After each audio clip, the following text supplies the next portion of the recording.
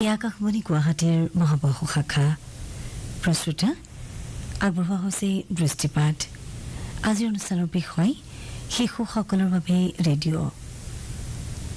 অনুষ্ঠানত সমল ব্যক্তিৰূপে আছে ইউনিচেফৰ দুগৰাকী জ্যেষ্ঠ বিষয়া ডক্টৰ অন্নপূৰ্ণা কৌল আৰু ডক্টৰ আশিষ দাদৱাল। অনুষ্ঠানৰ আধৰি এয়া মানৱ প্ৰতিম শৰ্মা। নমস্কাৰ সমূহ শ্ৰোতাকে দৃষ্টিপাত অনুষ্ঠানলৈ আদৰণি জনালো। আমি আজি কথা পাতিম ইউনিচেফৰ এক নতুন প্ৰচেষ্টাৰ যাক নাম দিয়া হৈছে radio' for child. Radio' for child ব্যৱস্থাৰ জৰিয়তে ৰেডিঅ'ৰ জৰিয়তে ইউনিচেফৰ কাম কাজ আৰু বিশেষকৈ ৰুটিন ইমিউনাইজেশ্যনত ৰাইজৰ মাজত নিয়াৰ এক প্ৰচেষ্টা চলোৱা হৈছে। ইয়াত অকল চৰকাৰী আকাশবাণীয়ে জড়িত হৈ থকা নাই, ব্যক্তিগত খণ্ড radio' FM channel community radio' ইয়াত জড়িত হৈ আছে। আজি এই বিষয়ে আমি কথা পাতিবলৈ আমাৰ সৈতে ষ্টুডিঅ'ত মজুত উপস্থিত আছে ইউনিচেফৰ দুগৰাকী জ্যেষ্ঠ বিষয়া ডক্টৰ অন্নপূৰ্ণা কৌল আৰু ডক্টৰ আশিষ দাদৱাল। আমি দুয়োগৰাকী সমল ব্যক্তিকে বিশেষজ্ঞকে আমাৰ অনুষ্ঠানলৈ আদৰণি জনালো। ডক্টৰ कौल, सो इनिशियली ये था कि रेडियो फॉर चाइल्ड क्या है, इनिशिएटिव क्या है और आप लोग इसे यूनिसेफ इसको कैसे लोगों के बीच लेकर जा रहे हैं। सो ये तो होगा मेरा बात। आप थोड़ा डिटेल्स में बताइए कि ये आइडिया कैसे आया कि रेडियो फॉर चाइल्ड इनिशिएटिव के जरिए आप लोग जो एक्टिविटीज है इसको और ज्यादा स्प्रेड कर पाए। नमस्कार।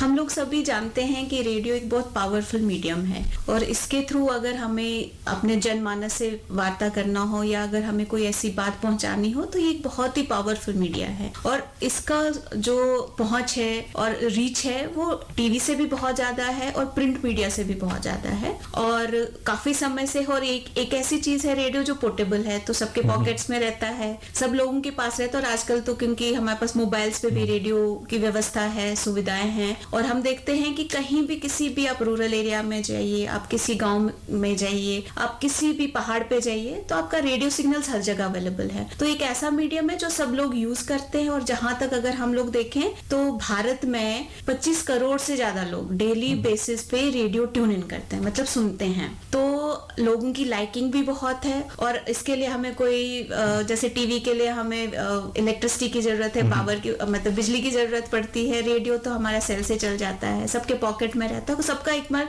अब देखा जाए कि मोबाइल की तरह एक पर्सनल डिवाइस हो गया है सबके पास। तो इसका मतलब ये है कि बहुत रीच है इसकी, तो हर जगह आप इसको कोई भी सुन सकता है।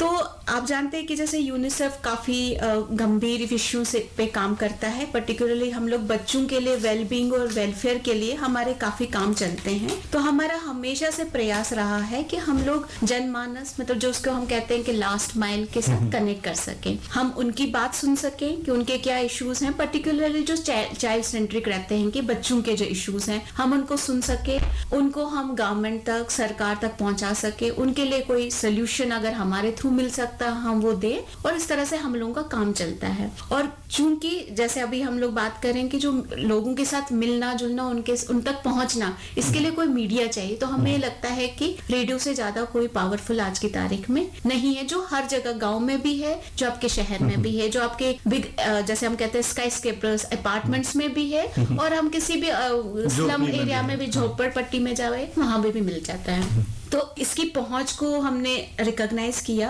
और 2014 में एक्चुअली क्या हुआ, यूनिसेफ, ऑल इंडिया रेडियो और रेडियो पार्टनर्स जो है उन लोगों उनका जो एसोसिएशन है उन लोगों ने एक सोचा कि अगर हम लोग अपना एक एसोसिएशन स्मॉल ग्रुप बना लें और जो भी चाइल्ड सेंट्रिक इश्यूज है जिसपे यूनिसेफ प्राइमरली काम करता है, अगर ये हम रेडियो के थ्रू जनमानस को पहुंचाए तो देखते हैं इसका क्या इफेक्ट रहता है, इसका क्या ये प्रयास हमारा कहाँ तक मतलब फ्रूटफुल हो सकता है। तो ये 2014 में शुरू हुआ था। तो इट इज एन एसोसिएशन, हम ये कह सकते हैं यूनिसेफ के लोग, ऑल इंडिया रेडियो के लोग हैं और इसमें हमारे different association of radio operators काम करते हैं, FM शो या कम्युनिटी रेडियो सारे। तो इसमें हम लोग देखेंगे ऑल इंडिया रेडियो है, हमारे सारे प्राइवेट रेडियो चैनल्स हैं और इवन जो कम्युनिटी रेडियो है, तो ये सारे लोग इसमें जुड़े हुए हैं और टाइम पे अपना सहयोग और योगदान देते हैं। राइट। डॉक्टर आशीष, मुझे जो जानकारी मिला है आप नॉर्थ ईस्ट के असम छोड़ के बाकी स्टेट्स को देखते हैं, उन स्टेट्स में रेडियो की क्या इम्पैक्ट है?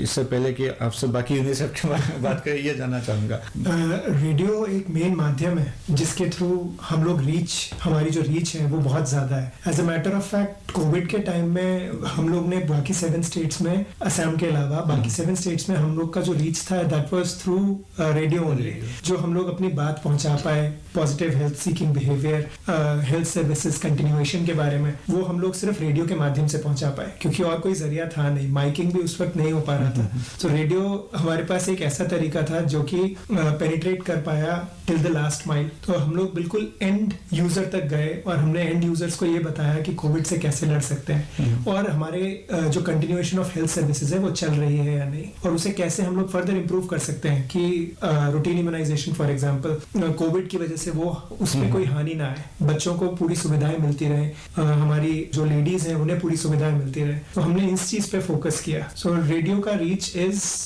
Wonderful through out the north eastern states other than Assam also, and उसे सुनने वाले भी, जो डॉक्टर अन्नपूर्णा ने बताया, उसे सुनने वाले भी बहुत ज्यादा लोग हैं। It has a very positive influence and उसका आउटकम जो था वो भी बहुत पॉजिटिव रहा। उसका आउटकम ये रहा कि हमारी हेल्थ सर्विसेज बाकायदा वैसे ही कंटिन्यू होती रहे और हमारा vaccination coverage most of the areas में, कोविड वैक्सीनेशन कवरेज काफी अच्छा रहा। तो ये एक हमारी बहुत बड़ी पॉजिटिव चीज थी जो कि हम कोविड के दौरान और बिना कोविड के भी अभी भी हम लोग कर पा रहे हैं, थैंक्स टू द रेडियो। जी, तो आज हमें ऑल इंडिया रेडियो के लिए एज ऑल रेडियो के लिए 2 अच्छे स्पोक्स पर्सन मिले।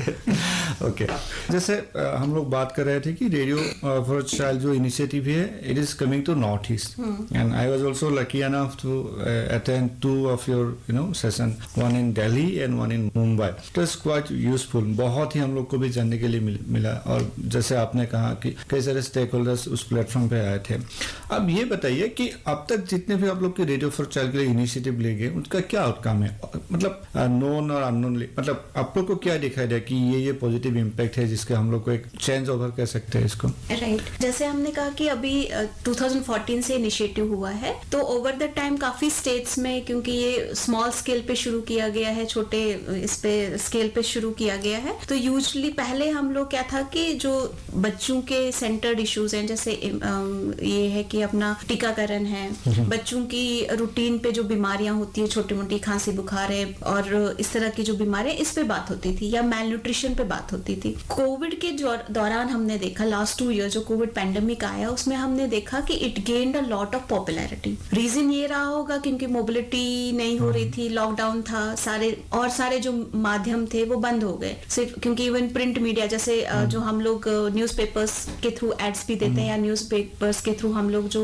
बीच में जो भी गवर्नमेंट की स्कीम्स के जो भी आते हैं, ये भी बंद हो गया, क्योंकि कुछ समय तक न्यूज़पेपर्स भी प्रिंटिंग बंद हो गया था। तो उस समय पे रेडियो के माध्यम से काफी चीजें आ गई। तो हमने देखा कि फॉर लास्ट 2 इयर्स 2020 और 21 में इसने बहुत ज्यादा अपना मतलब पॉपुलैरिटी गेन करी और हम इसको बहुत सारी जगहों पे यूज कर सके। तो अगर मैं आपको एग्जांपल दूं तो एक तो ये था कि मोर देन 2000 से ज्यादा हम लोगों ने रेडियो प्रोफेशनल्स को एक तो सेंसिटाइज किया, उनको सेंसिटाइज किया, कोविड डिजीज क्या है, कोविड वायरस क्या है, जो जैसे हम लोग डिफरेंट वेव्स जो कोविड की आई कि उसमें क्या हो रहा है, उनको सेंसिटाइज किया, ताकि वो लोग अपने माध्यम से, जैसे वो अपने प्रोग्राम्स करते थे, अपने टॉक शोज देते थे, उनके माध्यम से लोगों के बीच में ये बात पहुंचा सके कि कोविड डिजीज में आजकल क्या हो रहा है। फिर जैसे जैसे हम लोग कोविड के बारे में और जानकारी हुई, हम लोगों को, हेल्थ पर्सनल्स को हुई, तो वो अगेन हम लोगों ने वही चीजें उनको, जैसे जिसको हम लोग कोविड एप्रोप्रिएट बिहेवियर्स बोलने लगे बाद में,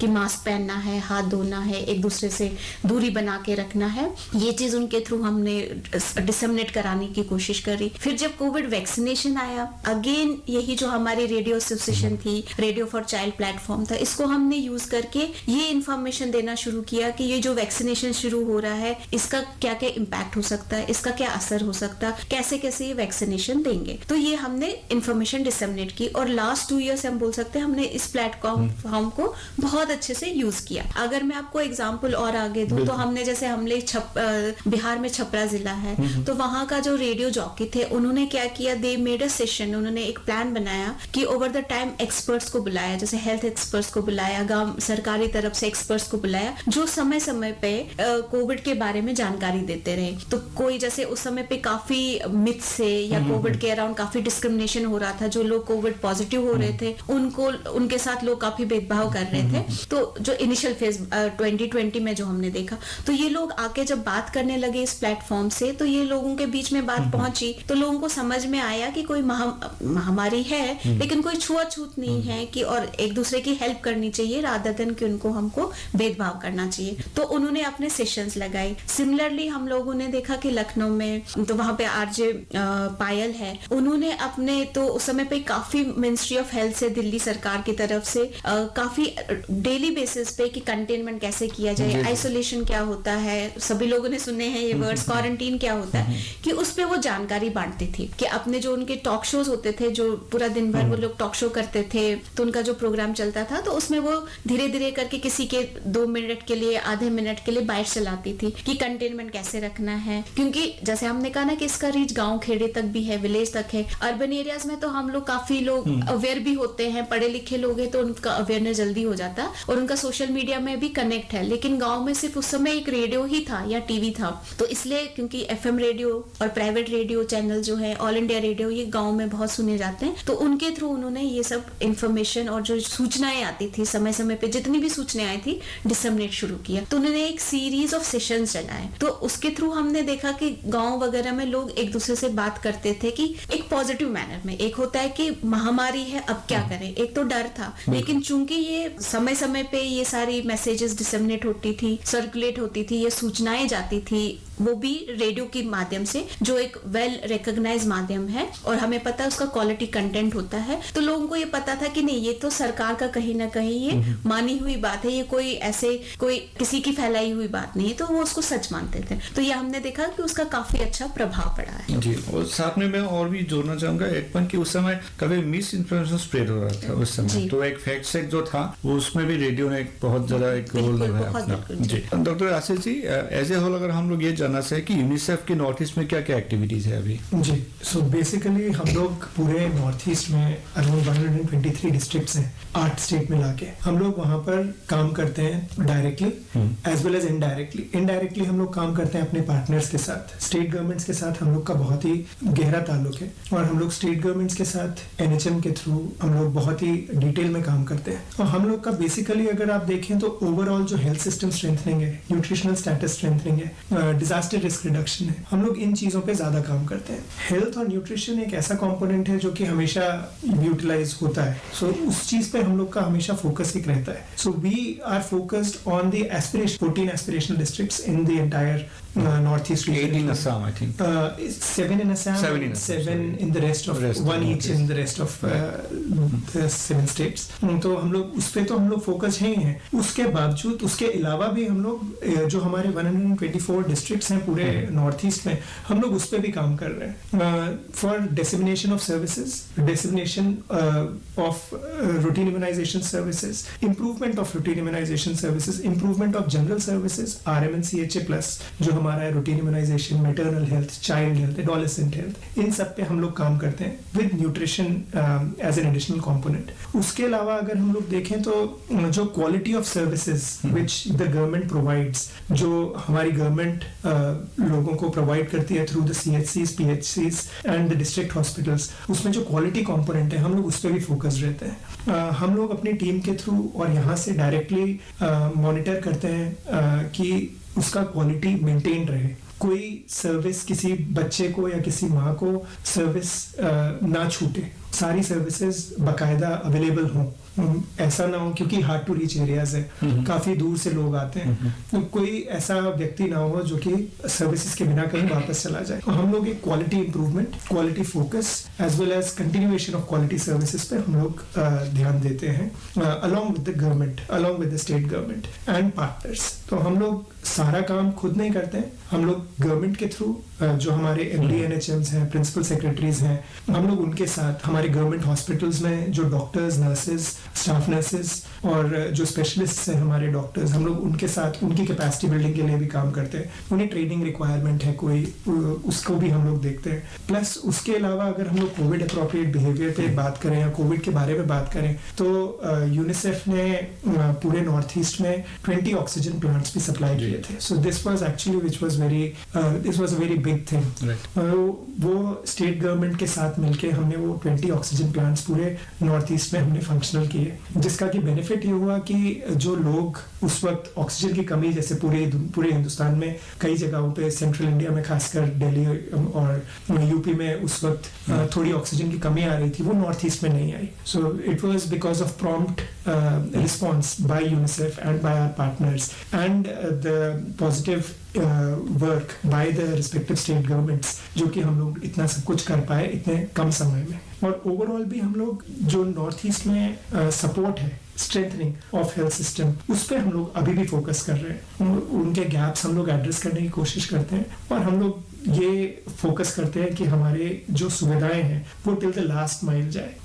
जो हमारे बहुत जैसे फॉर एग्जांपल बहुत दूर जो लोग रहते हैं, जो लोग जिनके फाइनेंसेस भी इतने अच्छे नहीं होते जो कि अस्पताल तक आ पाए, उन लोगों को भी सर्विसेज मिले किसी ना किसी तरीके से. So we ensure the reach of services till the last mile so that no woman and no child does not get any service. So we ensure service delivery till the last mile. Right. And doctor Annapurna Kaul, जैसे आपने बताया कि 2014 से आप radio for child initiative आपने शुरू किया. अगर हम लोग फोकस एरिया की बात करें तो इम्यूनेशन है, रूटीन इम्यूनेशन या जनरल इम्यूनेशन, ये यूनिसेफ की एक फोकस एरिया है. सो इसका आप कैसे देखें कि 2014 से पहले क्या सिनेरियो था और 2014 के बाद इसमें क्या पॉजिटिव इम्पैक्ट आया? ओके, देखिए अगर हम लोग ये देखें कि इम्यूनाइजेशन तो 1976 से चल रहा है कंट्री में, मतलब हमारे भारत में, और डिफरेंट फेजेस में ये लॉन्च हुआ है. अभी अगर हम देखें एक डिकेड से, मतलब अगर 2010-12 की बात की हम देखें तो सरकार भी बहुत ज्यादा प्रोएक्टिव है और सरकारी सुविधाएं हर जगह पे मुफ्त मिल रही हैं. ठीक है,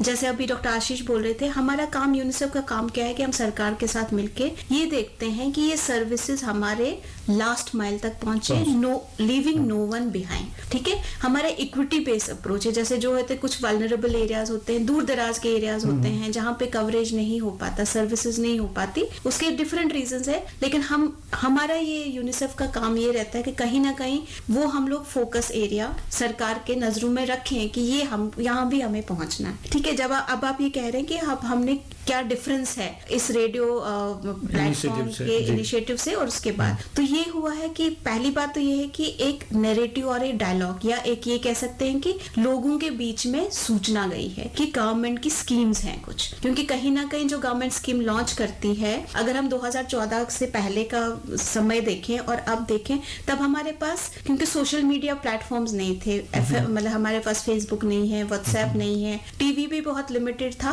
क्योंकि अब चैनल्स बहुत ज्यादा हो गए. लेकिन अगर हम 2014 का समय देखें, चैनल्स बहुत कम थे, तो सिर्फ एक ऑल इंडिया, मतलब जो दूरदर्शन था हमारे पास, वो थे, और बहुत सारे छोटे जो प्राइवेट चैनल्स हैं. लेकिन क्योंकि उनमें ये है कि पैसे देके किए जाते हैं, तो डेफिनेटली उसका रीच इतना नहीं था. तो ये है कि जो भी स्कीम्स गवर्नमेंट ने लॉन्च करी है, वो स्कीम्स मुफ्त में मिलती हैं, हर जगह मिलती है, हर किसी को मिलनी चाहिए, ये सूचना सबको नहीं थी. लेकिन जब ये इनिशिएटिव के थ्रू ये जब बात होने लगी, तो कहीं ना कहीं एक नरेशन या ये कह सकते हैं डायलॉग या कम्युनिटी में बातचीत शुरू हुई कि हाँ, सरकार की जो सुविधा है सबके लिए है, गरीब अमीर, मतलब मेल फीमेल, ठीक है, गांव का आदमी, शहर का आदमी, सबके लिए इक्वल है. तो ये नरेशन बढ़ने लगा, लोग बातचीत करने लगे. प्लस जितनी भी, और अगर हम लोग देखें जो 2014 है, that was also incidentally the year of mother and child. Government of India ने उसको किया था. उसमें ये हुआ कि उस समय पे जितनी भी गवर्नमेंट स्कीम्स थी,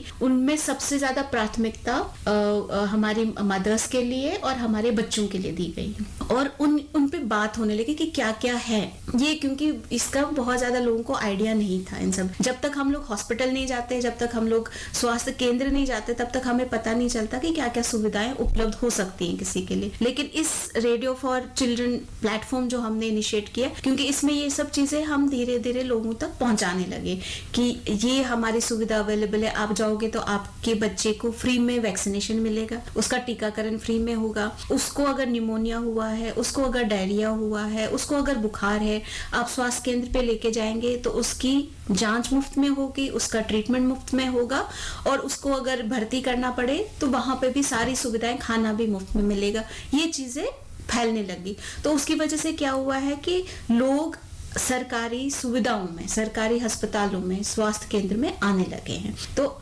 सप्लाई तो सरकार कर रहा था, मतलब उन्होंने सुविधाएं दी, लेकिन जब तक जानकारी ना हो, जानकारी के अभाव में लोग डरते हैं, जाते नहीं हैं। तो कहीं ना कहीं इस रेडियो फॉर चाइल्ड प्लेटफॉर्म ने ये काम किया है कि वो जानकारी का अभाव जो था सोसाइटी में, कम्युनिटी में, उसको कम किया है, कोशिश करी है कि उसको फिल करें। क्योंकि कहीं ना कहीं हमें वार्ता करना पड़ेगा लोगों के साथ, ये सब बताना पड़ेगा। तो वो जानकारी जब हुई लोगों की, तो लोग फिर एक वो जो डर होता है निकल जाता है। और सबसे बड़ी चीज ये होती है कि अगर मुझे पता है ये मेरा राइट है, मुझे ये चीज मिलनी चाहिए, तो लोग डिमांड करते हैं सर्विस। कि अगर किसी अस्पताल में आपको मुफ्त में दवा नहीं मिल रही है, लेकिन आपको अगर जानकारी है कि सरकार हमें ये दे रही है, तो कहीं ना कहीं वो एक हल्ला गुल्ला भी हम लोग बहुत बार देखते हैं होता है। लेकिन ये अच्छी चीज है, क्योंकि हमारा डेमोक्रेसी है, स्वतंत्रता है, और हमको एंटाइटलमेंट है राइट टू हेल्थ, तो सरकार प्रोवाइड कर रही है। तो अगर नहीं हो रहा, तो उस स्वास्थ्य केंद्र में कहीं ना कहीं अगर हंगामे भी हुए हैं, तो ये हमारी अच्छी जानकारी की वजह से ही हुए हैं। तो हम तो इसको पॉजिटिव इम्पैक्ट ही मानते हैं। और अगर वहाँ डॉक्टर नहीं बैठा है, वहाँ स्टाफ नर्स काम नहीं कर रही है, सपोज आप गए हैं सर्विस सीख करने के लिए, कोई नहीं मिल रहा है, तो अगर आप, क्योंकि आपको पता है कि आपका एंटाइटलमेंट है, आपका राइट है, तो आप सरकार से मांग सकते हैं ये सुविधा। तो हमने क्या किया कि सप्लाई को भी स्ट्रेंथन करने की कोशिश की है, लेकिन सबसे ज्यादा क्या है कि जिसको हम कहते हैं डिमांड जनरेशन, लोग सर्विस अवेलेबल है और उसको सीख करें, ये उनमें एक कॉन्फिडेंस बिल्ड हुआ है। राइट। और डॉक्टर असीज, जैसे अभी हम लोग ने डिस्कस किया कि हाँ, लोगों में कुछ अगर कमियां हैं तो उसको डिमांड करते हैं। इससे इम्यूनाइजेशन के समय भी ऐसा होता होगा कि ये इंजेक्शन क्यों लेना है, हमें क्या जरूरत है, बच्चे हम लोग ने नहीं लिया था, तो बच्चों के अभी लेने की क्या जरूरत है। जैसे जो ग्रैंड पेरेंट्स हो सकते हैं, वो लोग कहते होंगे, पूछते होंगे, तो उस सिचुएशन को आप लोग कैसे हैंडल करते हैं, लोगों को कैसे समझाते हैं कि इम्यूनाइजेशन की जरूरत क्या है। एक्चुअली ये आप जो बता रहे हैं, this is a very common problem कि हमने तो नहीं लिया था, हम अपने बच्चों को क्यों दें। तो इसके लिए हम लोग हमारा एक पूरा चैनल रहता है, हम लोग एक बिल्कुल चैनलाइज्ड अप्रोच इसके लिए यूज करते हैं। हमारे पार्टनर्स के साथ हम लोग ग्रास रूट लेवल तक जाते हैं। There are people who are influencers, जो प्रभावशाली व्यक्ति हैं हमारे गांव के, हम लोग उन्हें समझाते हैं। टीचर्स जो रीजनल भाषा बोलते हैं, जो रीजनल डायरेक्ट बोलते हैं, हम लोग उन्हें ये चीज़ बताते हैं। People who are aware, sports people for example, उनके माध्यम से हम लोग ये बताते हैं कि इस इंजेक्शन को लेने से क्या फ़ायदे हैं। उस वक्त वो आपने नहीं लगवाया इंजेक्शन, किसी के पेरेंट्स ने, किसी के दादाजी ने वो इंजेक्शन नहीं लगवाया, या वो इंजेक्शन उस वक्त था ही नहीं, वो एक डिफरेंट सिनारियो था। और आज का सिनारियो, जब उस चीज़ की आवश्यकता है, और हमारी government, Indian government actually is the only government जो सब रूटीन इम्यूनाइजेशन फ्री में प्रोवाइड करती है। बाकी यही चीज़ बाकी लोग पैसा देके देते हैं बाकी कंट्रीज में। तो हम लोग ये सब चीज़ें उन्हें बताते हैं, पॉजिटिव इफेक्ट्स बताते हैं इस चीज़ के। हम लोग ये भी बताते हैं, साथ में अवेयरनेस क्रिएशन करते हैं कि अगर ये बीमारी हो गई और आपको टीका अगर लगा हुआ है, तो उस बीमारी का खतरा, उस बीमारी से जान आपकी नहीं जाएगी। आप थोड़े बीमार हो सकते हैं जरूर, जैसे फॉर एग्जांपल आपने कोविड का ही अगर आपने कोविड वैक्सीनेशन अगर आपने करवाया हुआ है, तो ऐसा नहीं है कि आप कोविड आपको होगा ही नहीं। अगर आपको कोविड हुआ तो आपको उतना सिवियरिटी नहीं होगा, कि उतना सिवियरिटी नहीं होगा कि आपको अस्पताल जाना पड़े, हॉस्पिटलाइजेशन नहीं होगा, आपका खर्चा कम होगा, आपके जान नहीं जाएगी, आपको कोई डिबिलिटिंग कंडीशन नहीं होगा, आप मतलब आपकी overall quality of life will be sustained, will be good. इसलिए ये वैक्सीनेशन जरूरी है। एक सिंपल इसका तरीका है कि हेलमेट हम लोग पहनते हैं फॉर एग्जाम्पल, तो हेलमेट पहनने से सिर्फ जान ही नहीं बचती है अगर आप बहुत तेज चला रहे हैं। ऐसा नहीं है कि आपने हेलमेट अगर नहीं पहना है तो उसकी क्या प्रॉब्लम्स हो सकती हैं, वो हम लोग देखते हैं। सिमिलरली विद इंजेक्शन, टीकाकरण से भी वही है कि अगर हमने टीका नहीं लगवाया और हमें वो बीमारी हो गई, तब उसकी क्या प्रॉब्लम्स होगी। सो दिस सिवियरिटी, हम लोग उन चीज़ों पे ज़्यादा फोकस करते हैं, along with the partners, along with the district magistrates हमारे, हम लोग उनसे बात करते हैं। वो लोग आगे प्रभावशाली व्यक्ति हमारे गांव में जो होते हैं उनसे बात करते हैं। एएनएम और आशा हमारे यहाँ गांव में वो एक बहुत महत्वपूर्ण काम करती हैं इसका। आशा वही रहती है गांव में, so and she is the most important influencer. तो अगर वो एक पॉजिटिवली चीज किसी को बताती है तो वो चीज एक्सेप्ट होती है। जनरली हम लोग पूरे माध्यमों से, हर माध्यम से यही काम करते हैं कि वी जनरेट अवेयरनेस।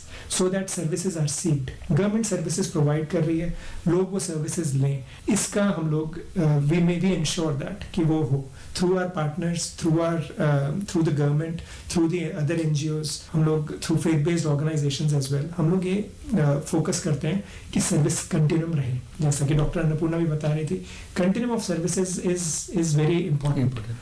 तो हम लोग वो ensure करते हैं government के थ्रू. जी, और हम लोग के पास अभी ज़्यादा समय भी नहीं बचा है. आखिर में डॉक्टर अन्नपूर्णा, क्योंकि आप यहाँ पे radio for child initiative north east chapter आप लोग लॉन्च कर रहे हैं. हम लोग इसलिए लगा कि शायद रेडियो भी एक बहुत इसमें एक हिस्सा है, पार्टनरशिप है. तो अभी हम लोग इस चैप्टर से क्या यहाँ उम्मीद करेंगे? देखिए, अगर नॉर्थ ईस्ट की हम बात करें तो ये अपने आप में एक डिफरेंट डाइवर्स रीजन है. हमें पता है यहाँ का, अगर आप देखिए टेरेन, ज्योग्राफी, यहाँ का क्लाइमेट, यहाँ के ट्रेडिशन, एथनिसिटी, रेस सब डिफरेंट है. और यहाँ तो ऐसे लैंग्वेजेस भी डिफरेंट है, यहाँ के डायलेक्ट डिफरेंट है. तो इसके हिसाब से अगर हम देखें, यहाँ पे चैलेंजेस जैसे सर्विसेज को प्रोवाइड करने के चैलेंजेस भी डिफरेंट है. कोई अगर अरुणाचल प्रदेश में बैठा हुआ है, उसकी जरूरतें डिफरेंट है जो कोई शिलोंग में बैठा हुआ है. ठीक है, तो हम ये नहीं कर सकते कि कोई शिलोंग का आदमी बैठ के हमारे अरुणाचल प्रदेश में वहां पे तवांग में कोई बैठा है, उसकी जरूरत क्या है शायद वो उसका अंदाजा नहीं लगा सकता है, क्योंकि डाइवर्स है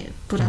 तो इसलिए हमने ये सोचा कि हमको उस पर्टिकुलर एरिया से ही, अगर कोई वहां पे रिजाइड करता रहते हैं, वो अपने एरिया को अच्छे से समझते हैं, वो अपने एरिया की प्रॉब्लम्स को अच्छे से भली भांति उनके बारे में बोल सकते हैं, और उनके बारे में कि उस एरिया में उस पर्टिकुलर प्रॉब्लम का क्या सोल्यूशन हो सकता है, जिसको हम कॉन्टेक्चुअलाइजेशन कहते हैं. कि उस पर्टिकुलर के कोई फॉरेस्ट एरिया में रहता है, कोई हमारे माउंटेन पीक्स पे रहता है, ये डिफरेंट है. असम में है तो हम लोग ब्रह्मपुत्र के किनारे रहते हैं, तो यहाँ का डिफरेंट सोल्यूशंस हो सकते हैं.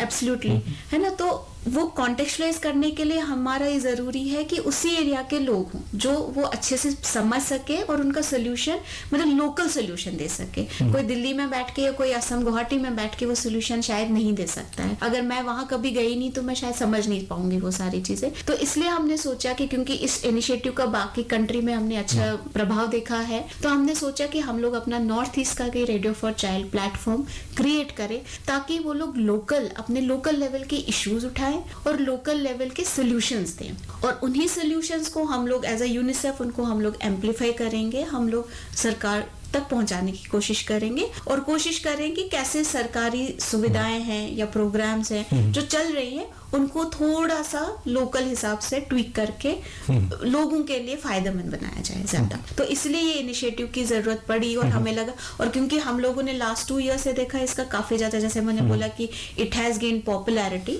तो शायद ये राइट ऑपर्चुन टाइम है कि हाँ इसको लॉन्च करके देखें हम उसका कैसे ज्यादा से ज्यादा प्रभाव पहुंचा सके लोगों पे. Doctor Ashish, your final comment? My final comment है कि सुविधा जो भी हमारे यहाँ पे सेंट्रल गवर्नमेंट प्रोवाइड कर रही है स्टेट गवर्नमेंट्स के थ्रू, वो सुविधाएं जरूर लोगों ने अपनाएं. सारे हेल्थ बेनिफिट्स, इतने हेल्थ बेनिफिट्स कोई भी और जगह पे नहीं मिलते हैं किसी को भी. Challenges are there is absolutely no doubt. हमारा एक बहुत बड़ा एरिया है, 8 स्टेट्स हैं, उसमें भी डाइवर्स लैंडस्केप, जैसे डॉक्टर अन्नपूर्णा ने बताया. कहीं बाढ़ आती है, कहीं पे बहुत ज्यादा लैंडस्लाइड हो जाती है, बारिश बहुत ज्यादा आती है. ब्रह्मपुत्र इन इटसेल्फ इज अगर it swells up, it floods the entire areas. तो चैलेंजेस हमारे बहुत ज्यादा हैं, लेकिन उन चैलेंजेस को हम लोग एक साथ ही ओवरकम कर सकते हैं. And the easiest way to overcome is through participation.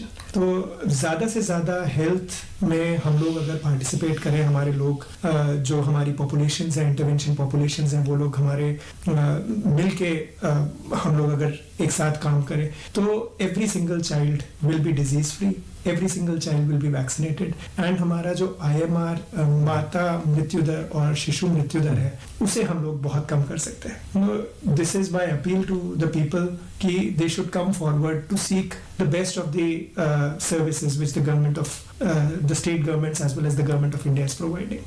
Thank you again to both our resource persons. আৰু অনুষ্ঠানত সহযোগিতা আগবঢ়োৱাৰ বাবে আমাৰ সহযোগী জয়ন্ত নাথলৈ ধন্যবাদ জনাই আজি আমাৰ দৃষ্টিপাত অনুষ্ঠানৰ ইয়াতে সামৰণি মাৰিলোঁ. ধন্যবাদ. শিশুসকলৰ বাবে ৰেডিঅ' শীৰ্ষক দৃষ্টিপাত অনুষ্ঠানটি শুনিলে. আজিৰ অনুষ্ঠানৰ সমল ব্যক্তি আছিল ইউনিচেফৰ দুগৰাকী জ্যেষ্ঠ বিষয়া ক্ৰমে ডক্টৰ অন্নপূৰ্ণা কৌল আৰু ডক্টৰ আশিষ ডাৰ্ডৱাল। অনুষ্ঠানটিৰ হাত ধৰিলে মানস প্ৰতিম শৰ্মাই।